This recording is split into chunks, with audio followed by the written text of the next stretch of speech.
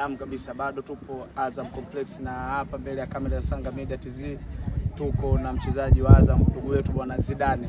Na Zidane kweli Zizu, kama mnapata bahati kumwangalia mambo yake anayofanya uwanjani ni Zizu kabisa. Bwana, kwanza hongera Zidane kwa kufika hatua ya makundi klabu yenu kwa mara ya kwanza. Nashukuru sana, ni kitu kikubwa sana, tumeweka historia ya klabu na ni ndo mara ya kwanza kushiriki katika mashindano ya kimataifa katika group stage. Kwangu nimeingia katika historia ya klabu, kwangu ni furaha sana.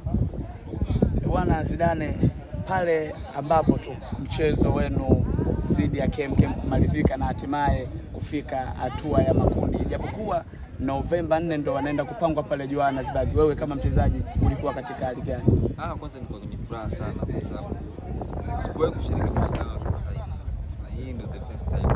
Unakuwa the first time afu unakuwa kwenye historia ambayo ya klabu muda mwingi, miaka mingi ya kushiriki katika group stage. Kwa kwangu ilikuwa faraja sana na nadhani moment ambayo itabaki kudumu milele na milele. Bwana, goli la mama huenda linatia motisha kwenu kwa kuzidi kufanya vizuri, na hapa mchezo wenu wa mwisho juzi mlifanya kitu kikubwa, ndo klabu pekee wa raundi hii awali kutoka Tanzania kuingiza fedha nyingi za mama. Sawa, kweli, sababu kwanza tunamshukuru mama kwa kitu ambacho ameendelea kufanya katika timu zetu ambazo zinashiriki kimataifa.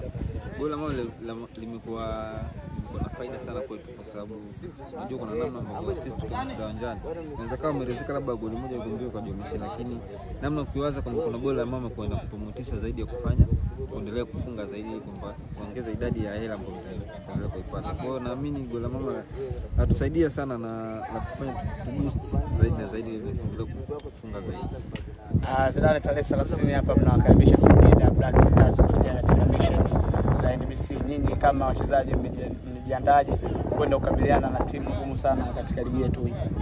Kama wachezaji tumejiandaa vizuri na nadhani kupitia mwalimu wetu amesisitiza zaidi. Kila siku tunaamini kwamba mechi ikishapita imeisha. Nadhani kitu ambacho kipo mbele yetu ni mechi dhidi ya Singida. Hicho ndio kikubwa ambacho tunataka